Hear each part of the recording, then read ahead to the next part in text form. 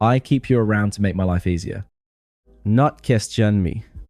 She snapped. I said, interesting, and let it go. Packed her things over the weekend while she was gone. She came home to boxes, and my note, find someone else to keep around. Hey viewers, before we move on to the video, please make sure to subscribe to the channel and hit the like button if you want to see more stories like this. Thanks.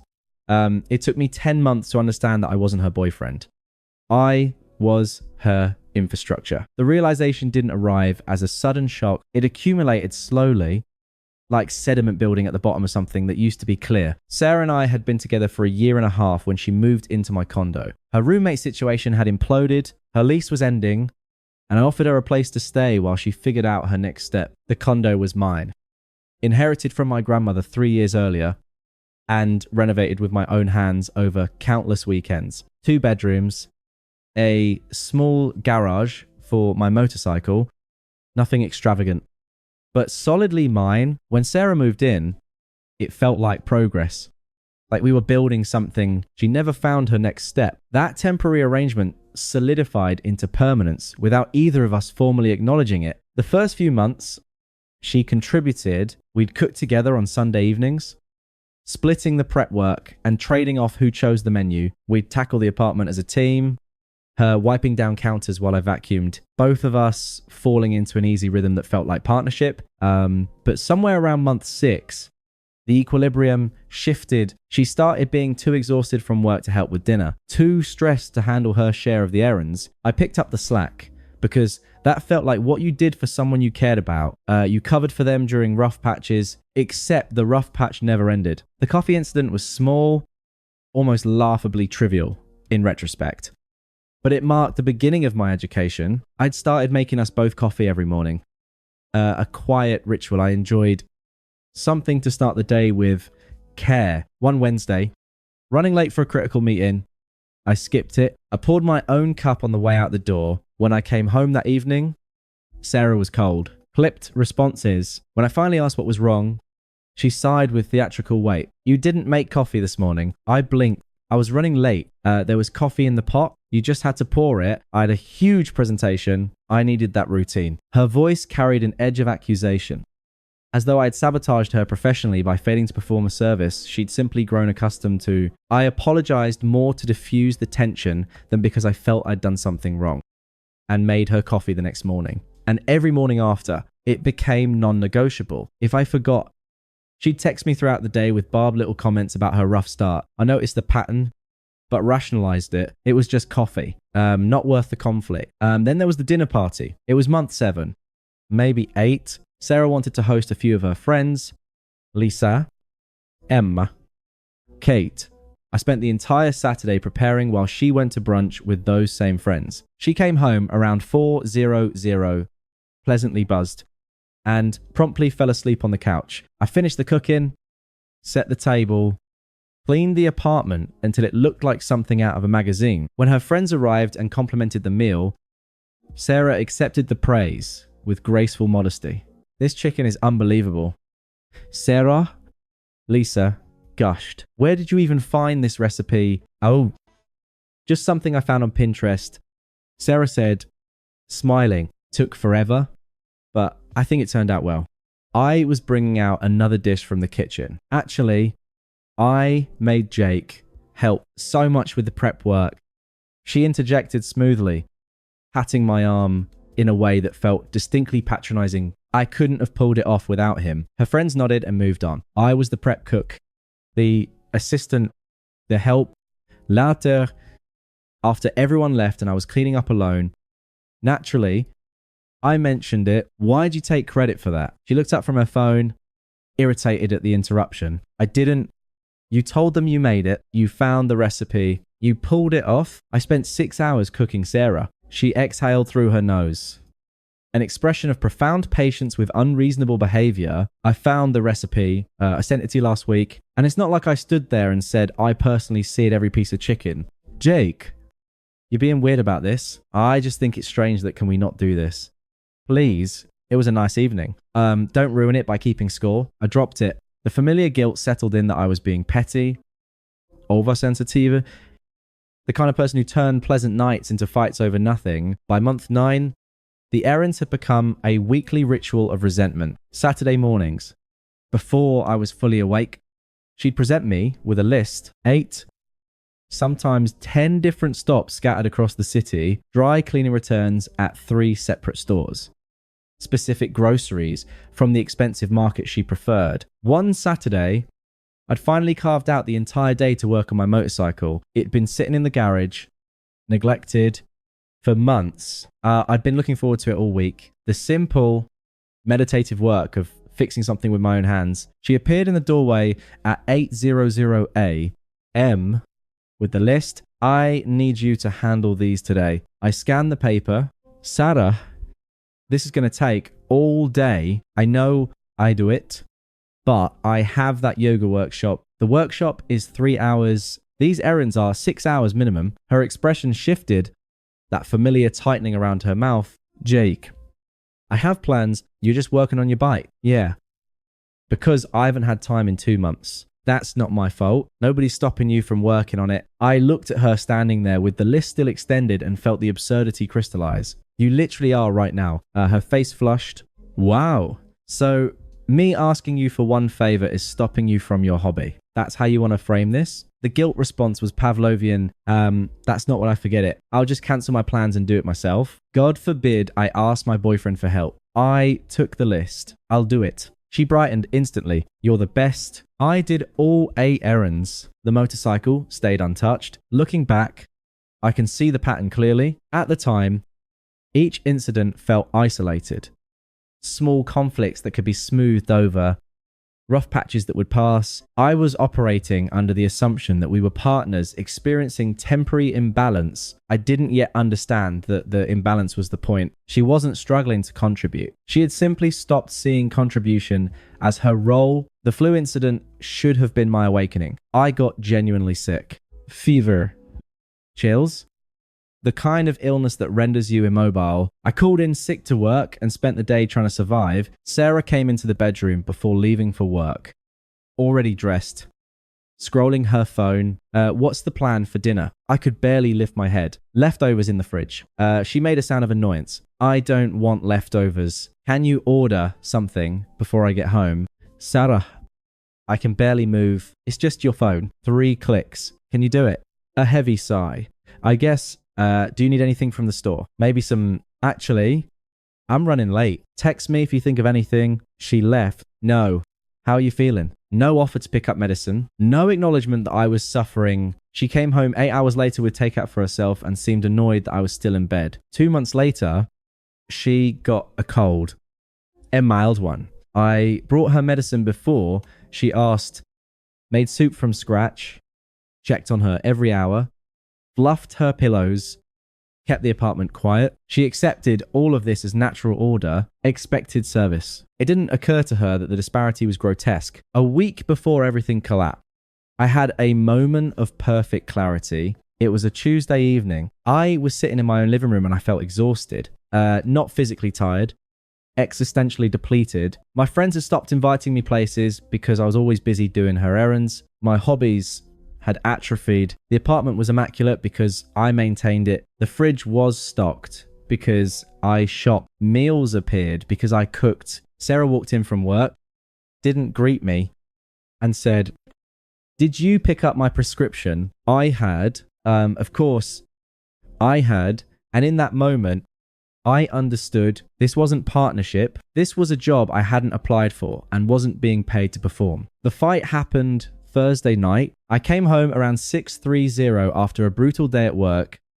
a system failure that kept me late, working through lunch, fixing everyone else's crisis. I was drained. The apartment was destroyed. Her coffee mug from the morning still sat on the table. Her clothes from when she'd changed earlier were draped over the furniture. Mail scattered across the counter. Dishes piled in the sink. Sarah was on the couch in her work clothes, watching Netflix. She'd clearly been home for a while. Hey, she said, not looking up. Hey, did you grab dinner? No. I thought maybe you would. She looked at me annoyed. I just got home like an hour ago. I've been decompressing. I looked at the coffee mug from this morning. The evidence of her prolonged presence was everywhere. Were you planning to clean any of this up? Clean what? I gestured at the chaos. This, your stuff everywhere, instant defensiveness. I just sat down for a second, an hour ago. Her eyes narrowed. Are you seriously timing me right now? I wasn't trying to start a war. I was just tired of this. But she was already escalating. I'm asking if you're going to clean up after yourself. She muted the television and turned to face me fully.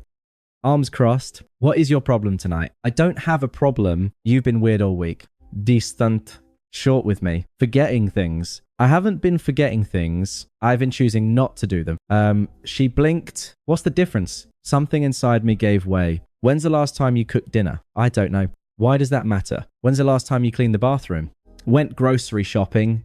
Did anything around here that wasn't directly, exclusively for you? Are you keeping score? Her voice went sharp. Is that what this is? You're tallying who does what. I'm not keeping score. I'm pointing out that I do everything. That is not true. But she hesitated, searching for examples. I contribute. I pay for groceries sometimes. You Venmo me $20 once a month. The grocery bill is $200. Her face flushed red. I can't believe you're coming at me like this. I work too. Jake, I'm exhausted. 2. Then why do you come home and do nothing while I come home and do everything? The question hung there, stark and unanswerable. She changed tactics, shifting from defense to offense. You know what I think this is really about? You resent me. You resent that I have a life outside this apartment, that I have friends and interests, and I'm not content to just organize the garage all weekend. Like you, that's not, you like being the responsible one. It makes you feel superior. Like you're so much better than me because you meal prep and color code your closet. I stared at her. I meal prep because otherwise we wouldn't eat. I keep the apartment clean because otherwise it would be a disaster. Sir, there it is. We wouldn't eat. Like I'm some helpless child who can't feed herself. When's the last time you made yourself dinner when I wasn't here? I can take care of myself just fine. Then why don't you, because I don't have to, the words came out loud, almost triumphant. Because you're here, that's what partners do. They help each other. Help goes both ways. Sarah, I help you. She insisted, but the conviction was crumbling. How? She floundered. I support you emotionally. I'm there for you. When have you been there for me? All the time. I had the flu 2 months ago. You didn't check on me once. You asked me to order you dinner from bed because you didn't want leftovers. I was busy. You're always busy, but somehow I'm never too busy to do things for you. Her voice went cold. Clinical. You know what your problem is? Jake, you think doing basic household tasks makes you special. Like cooking and cleaning are these grand achievements. I don't think they're achievements. I think they're things adults do to maintain their lives. Well, congratulations on being an adult. Do you want a trophy? I want a partner. She laughed, bitter and sharp. A partner? You don't want a partner. What else would I want? She looked at me like I was stupid. Like the answer was so obvious. It didn't need to be spoken. You want someone to take care of, someone to make you feel needed. That's your whole identity. My identity is taking care of you. Yes. You love it. You need to be needed. Otherwise, what are you? The cruelty of it was breathtaking. I don't need to be needed. Sarah, I'd actually love it if you pulled your weight for once. Then why'd you do it? Nobody's forcing you. You hand me lists. You get annoyed. When I don't make your coffee, you do it because deep down you want to, because it makes you feel important. I felt something crack. Who I am. You don't even know who I am anymore. I haven't been myself in months because I'm too busy being your, I stopped myself. You're what? She pressed, sensing blood. Your assistant. Oh, here we go. The victim complex. I'm not playing victim. I'm stating fact. You think you're my assistant. Really? What else would you call it? I cook, clean, run your errands, manage your life. Because you choose to, because that's what you do. Some people lead and some people support. Your support, that's just reality. The word landed like a slap. Support. And your role is what? The person I support, my role is living my life. And using me to make it easier, that's not. I looked at her directly. The question crystallizing into something sharp and unavoidable. Is it or isn't it? Sarah, Do you see me as a partner or as someone who makes your life easier? She was cornered. I could see it in her eyes the moment she realized she'd backed herself into honesty. She said it clearly, matter-of-factly, as though it were the most reasonable thing in the world. I keep you around to make my life easier. Not question me. The silence that followed was total. She seemed surprised she'd said it aloud. I was surprised she'd said it aloud. But there it was. The truth. Naked and grotesque between us. I went very calm. The anger drained away, replaced by something colder and far more final. Clarity. Interesting. I said, I didn't mean it. Like, no. That's actually really interesting. Really clarifying. Jake, I held up my hand. I'm going for a walk. We're not done talking. Yeah. We are. I grabbed my keys and wallet and left.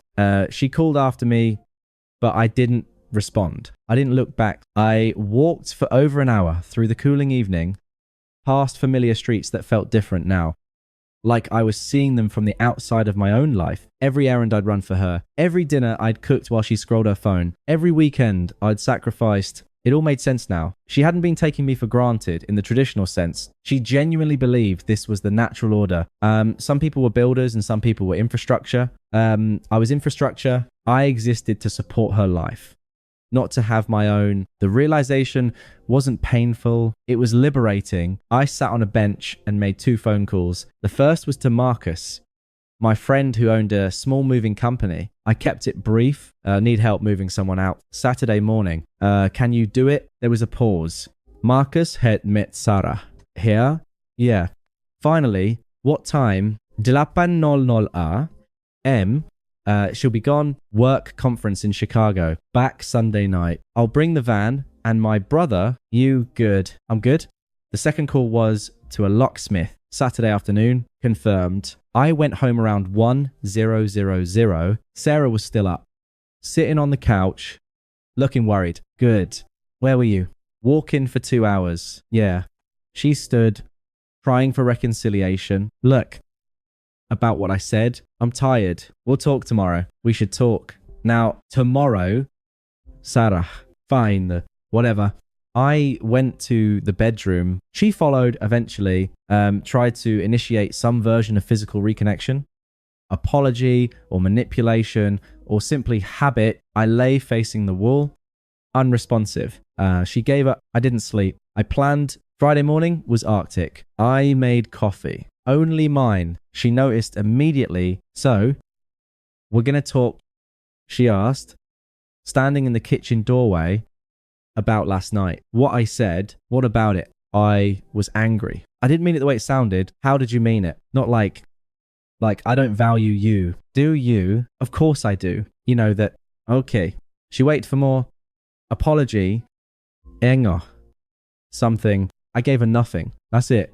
Just okay. What do you want me to say? I don't know. Forgiveness, understanding, have a good trip to Chicago. Jake, you're going to be late? She left, frustrated and confused. I watched her Uber pull away from the window and felt nothing but resolve. I started immediately. Friday afternoon. I left work early and began the sorting. What was hers? What was mine? The division was easier than I expected. She'd spread out, claimed space in every room, but hadn't actually brought much of substance. Clothes, toiletries, decorative items she'd purchased, things that filled space without adding value. Saturday morning, Marcus arrived at 8 with his brother and a van. It took us 6 hours to pack everything properly and transport it to a storage unit. I paid the first month up front. The locksmith came at 2:03. New locks were installed. 4:00 am. Her boxes were stacked neatly outside my apartment door. I taped an envelope to the top box containing her old key and a note I'd written in careful, emotionless prose.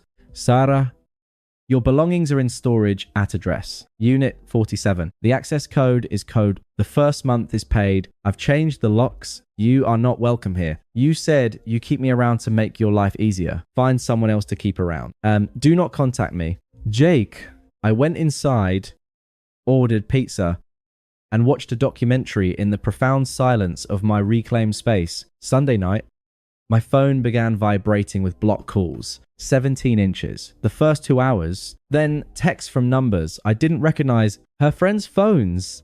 Clearly, my key doesn't work. Where are my things? This isn't funny. I blocked each new number systematically and responded to none of them Monday morning. Brought an email from a freshly created account. This is psychotic. You can't just kick someone out. I'm calling a lawyer. I didn't respond. She had no legal standing, no rent paid, no lease signed. Legally, she was a guest who had overstayed Tuesday.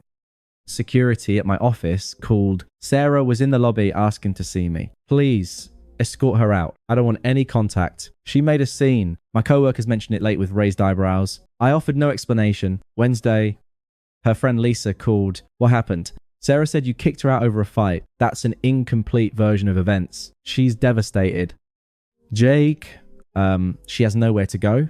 She has 10 months of rent she didn't pay. That should cover temporary housing. That's cruel. Is it the natural consequence of taking someone for granted? You can't just, Lisa, and she's not my responsibility anymore. I blocked Lisa's number over the following weeks. The reports filtered back to me through mutual connections.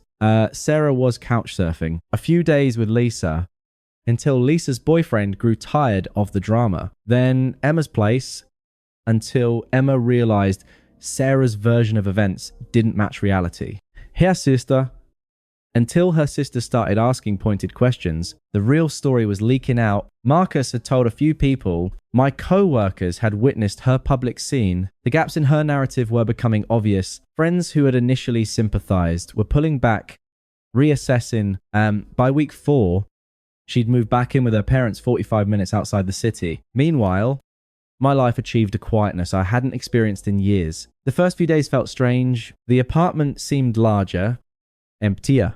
Then it felt peaceful. Then it felt like mine. I cooked meals I wanted, watched programs I enjoyed. The apartment stayed cleaner because I was only maintaining one person's life. I reconnected with friends I'd neglected, joined my old soccer league, started working on my motorcycle again. I slept deeply. A month in, I got promoted at work. My supervisor mentioned I seemed more present, more focused. The constant low-grade stress of managing someone else's dysfunction had evaporated, and the mental bandwidth that freed up was staggering. 3 months after I ended it, her attempts to contact me shifted in tone. The anger dissolved into desperation. New accounts, new numbers, all variations of the same theme. I know I messed up. Can we please talk? You were right about everything. I see that now. I miss you.